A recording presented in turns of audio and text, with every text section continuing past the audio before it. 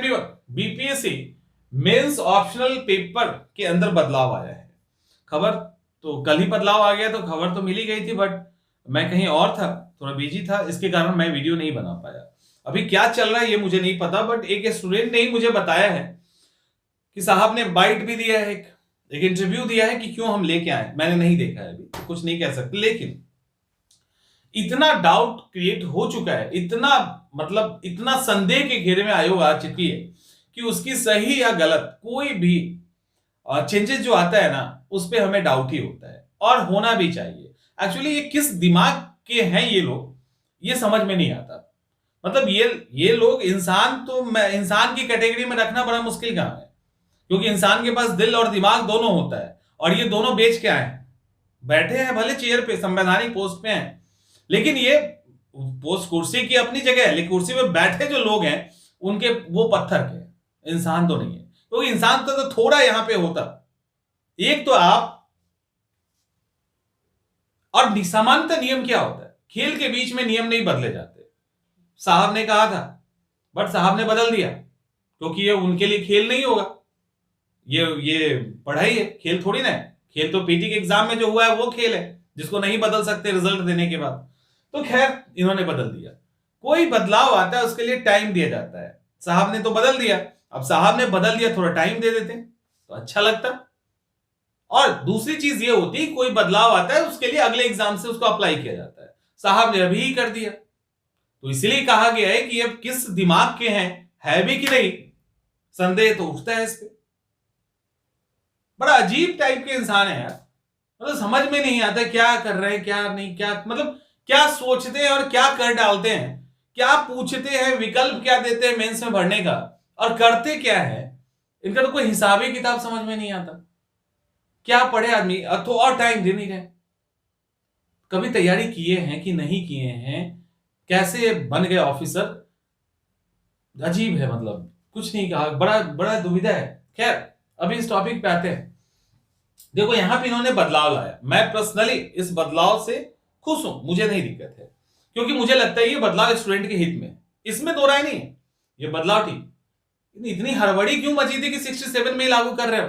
कर रहे हो तो टाइम दीजिए ना। आपके बदलाव लाना एक अलग बात होता है, उसको इंप्लीमेंट करना एक अलग बात है। इंप्लीमेंटेशन के अंदर भी तो लगना चाहिए, ये वाला जो दिया गया है वो क्यों नहीं लगाया गया?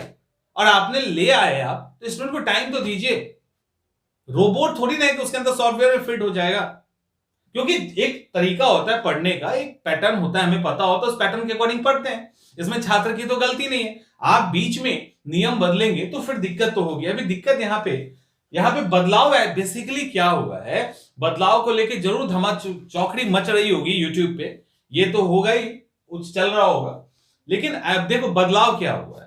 बदलाव आपके क्वेश्चन नंबर 1 और 4 के अंदर हुआ है, इसको कंपलसरी बना दिया गया, पहली बात। और यहां जो फुल लेंथ सवाल था उसको शॉर्ट क्वेश्चन में बदल दिया गया है। यह है आपका बदलाव, और कुछ नहीं बदला है, और एज इट इज है। आप कहोगे कैसे? एज इट इज है। देखिए पहला और चौथा सवाल आपका बदला है। पहले सवाल और चौथे सवाल को कंपलसरी यानी आपको सॉल्व करने ही करने हैं, और इसको शॉर्ट कर दिया गया। मेरे हिसाब से 4 सवाल होने चाहिए, हार्डली 5 हो सकते हैं, बट 4 से ज्यादा नहीं होना चाहिए, नहीं होना चाहिए। साहब है कुछ भी कर दें, लेकिन 4 से 5 बहुत हुआ। अब 2-2 नंबर का कर दे तो अलग बात है, बट अभी इतना मान के चलो कि इतना तो होगा। तो 4 से 5 सवाल हार्डली होगा। इस 4 से 5 सवाल में इन्होंने क्या कहा है कि हम इंटायर सिलेबस कवर करेंगे, जो है। तो इंटायर सिलेबस कौन नहीं पढ़ता है, सब तो इंटायर सिलेबस पढ़ के जाते हैं, लेकिन एक पैटर्न होता है। तो 20-25 सवाल पे टारगेट करके हम लोग जाते थे, 20-22 सवाल कर लिए, उसी में से आता था। तो अमूमन जो पैटर्न था उसको फॉलो कर रहे हैं। तो हुआ क्या, पहले और चौथे को कंपलसरी बनाते हुए पहले को तोड़ दिया इन्होंने शॉर्ट क्वेश्चंस में बदल दिया। शॉर्ट क्वेश्चन में बदलाव कुछ नहीं, ये स्टूडेंट के लिए फायदेमंद है। 68 से लागू होता है ज्यादा अच्छा था, 67 से लागू होने से परेशानी है। लेकिन किनको फायदा हो रहा है? जो ऑलरेडी पहले से तैयारी कर रखे हैं उनको इससे कोई फर्क नहीं पड़ेगा। हाँ, जो 6 क्वेश्चन रट के या 15 क्वेश्चन रट के एग्जाम में जाने वाले थे, उनके सेहत पे ये सीधे करारा तमाचा है। उनका जो एग्जामिनेशन का सेहत है उस पे ये अटैक है। तो पहले, और बाकी कुछ बदलाव नहीं है, कोई बदलाव नहीं है यहां पे। और मैं बात करूंगा अभी दूसरा नंबर, में 2 सवाल, तीसरे में तो पहले भी 6 सवाल होते थे। एक क्वेश्चन को हटा दीजिए तो 2 और 3 मिला के मतलब 2 और 3 क्वेश्चन के अंदर 4 सवाल है। वहां पे भी 4 सवाल पहले भी होता था। फिर यहाँ 5 और 6 में 4 सवाल है, आपको एक एक चुन लेना है। वहां भी यही होता था। यहाँ के 2 सवाल के अंदर बदलाव है। 6 सवाल का जवाब देना है ना, तो उसमें 4 सवाल के पैटर्न तो वही हैं। इवन पहले भी कई सारे ऑप्शनल पेपर के अंदर पहले क्वेश्चन के अंदर 3-4, ज्योग्राफी के अंदर खासकर आ जाता था 3-4 जो था, अलग अलग टॉपिक दे दिया गया, उस पर आपको लिखना। इकोनॉमिक्स के अंदर भी ये किया जाता था, बवैड में भी देखा गया है। तो जो इस तरह के सब्जेक्ट हैं वहां पे ये किया जाता था, ऐसा नहीं था कि नहीं किया जाता था। बट शायद मुझे जहां तक याद आ रहा है कभी कभी ये भी दिया गया है कि कंपलसरी था, अदरवाइज कंपलसरी नहीं होता था। अब इन्होंने कंपलसरी कर दिया है। अब और जब 2 number 3 number 5 number 6 number as it is है। आप सिर्फ यहां पे दिक्कत क्या हो रही है, आप सवाल 1 से लेके 6 के बीच में पढ़ रहे हैं। पहले आपको लगता था सवाल तो 12 आते थे, अब 6 ही आ रहा है। ऐसा नहीं है। 2 और 3 4 सवाल हैं, 5 और 6 4 सवाल है, 8 सवाल तो आपके यहीं पे हो गए। समझ में आ रहा है? 4-4 8 नहीं, ये 2-2 4 और 4 8 सवाल तो आपके यहीं पे हो गए। 12 सवाल आता था। अब यहां पे जो 2-2 सवाल बनता या कहीं कहीं एक भी आता था, तो उसकी जगह पे वहां इन्होंने मल्टीपल क्वेश्चंस कर दिए, 4-5 क्वेश्चन कर दिया है। अब सवाल है कि इसको हैंडल कैसे करेंगे। ये मुश्किल है 67 के लिए, आने वाले एग्जामिनेशन के लिए भी थोड़ा। अब इसके लिए क्या होगा, आपको एंटायर सिलेबस का जो मेन पोर्शन है वो कवर करना है।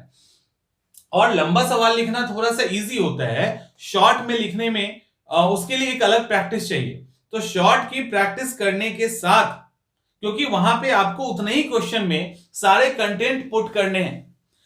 जब आदत होती है लॉन्ग क्वेश्चन लिखने की ना, तो हम बहक जाते हैं, तो भी काम चल जाता है, बीच बीच में हम चीजों को भरते रहते हैं। लेकिन जब शॉर्ट क्वेश्चन आया, ये पॉसिबल नहीं है, ये संभव नहीं है। ठीक है, अब आपको एकदम से स्ट्रिक्ट होना है और तब जाके इसको कवर करना है। यानी राइटिंग पैटर्न अब और ज्यादा महत्व रखता है आपके लिए, इस बात का ध्यान रखिएगा। तो राइटिंग जो लिखने का तरीका है वो, और जो सिलेबस है, जो आप 20 क्वेश्चन करके जाते थे, अब उसको 40 में बदलिए। और वहां से शॉर्ट नोट्स के लायक कुछ चीजें होंगी ना, जैसे डुअलिज्म इन ज्योग्राफी, जैसे सोशल स्ट्रैटिफिकेशन इन सोशियोलॉजी, जैसे प्लेटो का प्रत्ययवाद, बर्कले का मैं सोचता हूं इसलिए मैं हूं, I think therefore I am. तो अलग अलग ऑप्शनल पेपर है और अलग अलग तरीके से आप उसको पढ़ लेंगे। समझ में आ रहा है? तो आपका हो जाएगा, लेकिन टाइम लगेगा उसके लिए। तो खैर, तो इस मैंने अभी आपके पास टाइम कम है, तो थोड़ा सा जो आप ऑप्शनल तैयार कर रहे हो उसको एक्सटेंड कर दीजिए। मुश्किल है लेकिन किया जा सकता है। अब हम लोग इस चेंजेस के साथ कुछ करेंगे, कल अनाउंस होगा कुछ बैच, लेकिन अभी आप इस अकॉर्डिंग देख सकते हैं। तो ये बुरा तो नहीं है बदलाव, क्योंकि जो जेन्युइन कैंडिडेट हैं, जो अच्छे से ऑप्शनल पेपर पढ़ते हैं, उनके लिए एक अच्छा मौका आयोग ने दिया है अपने मेंस को रिजल्ट में कन्वर्ट करने का। लेकिन जो आ गए हैं लक बाई चांस, उनके लिए खतरा है। और 68 तक के लिए ठीक है, 68 तक में तो आप तैयार भी हो जाएंगे उसके लिए। तो ये है, थोड़ा मेहनत बढ़ गया, जो कम हो गया था मेहनत वो बढ़ गया है। प्रयास अच्छा किया गया आयोग के द्वारा, 67 में बस लागू नहीं करना चाहिए था, यही एक शिकायत है उनसे। तो खैर, ऐसे कई सारी शिकायतों के साथ आयोग चल रहा है।